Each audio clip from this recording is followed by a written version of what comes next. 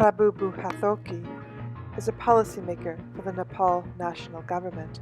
He spoke about the connections between well-being, wildlife, and tourism in the face of COVID-19 for the Happiness Roundtable 2020. The first thing regarding this community well-being in the time of this COVID crisis and future pandemic.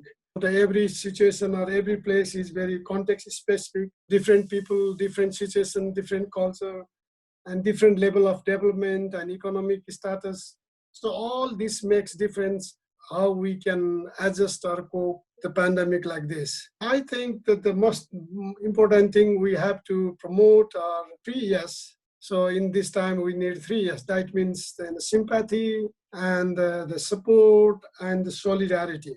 Then only we can just make the people revive or survive, revive and thrive in this time of crisis. So this is the 3 things we have to promote so that this community can live in at least in a peaceful way, and there will be less exploitation, not only between or among the people, but nature itself. This is one thing. Another is how this tourism, the wildlife tourism can just support or foster this vulnerable population.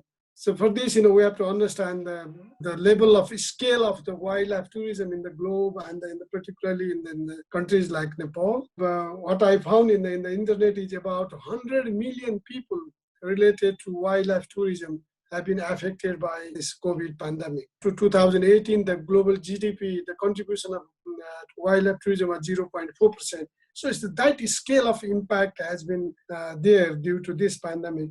Small businesses, lodges, and in our cases, there are many homestays run by the indigenous and the local people. They all have been affected. Many people have been already bankrupt. So this is the situation here, and Nepal.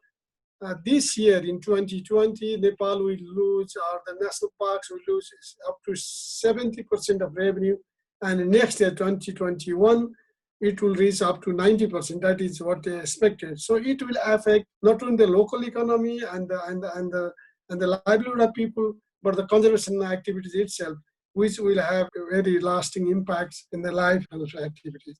So there are so many things which we should do. Maybe next round I may just give some of the suggestions, how we can address these issues. One of the typical things in our case is just in our national parks. For example, in Chittagong, there are domestic elephants which have been used for the tourists for jungle safaris, and there is a big problem for feeding to these animals.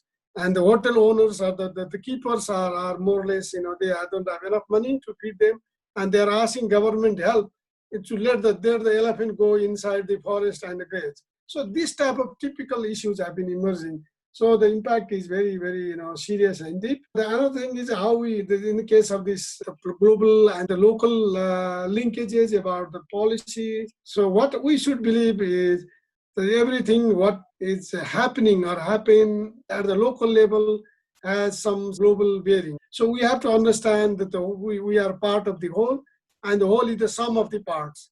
So if we understand like this, then we can just have better policy making for the well-being of the communities, living in not only in the wildlife areas, but in every parts of the country. So what we may have to do is we may have to synchronize the global discourse with local actions, and we have to link the local concern to the global policy making. So for me, personally now I'm working at the policy making level, working with the politicians and the different policymakers, particularly economists. As some of our colleagues just said, that most of the time when we talk with the politicians and the policymakers, they are very much worried about economy. So what I'm worried now is they are thinking for the economic well-being than human well-being. So the people like us, so I have to work very hard to convince them without human well-being or without thinking human well-being and our happiness, so that the economic well-being or increasing the economy or reviving the economy doesn't have any meaning. So this is what I think, and I just stop here. Thank you.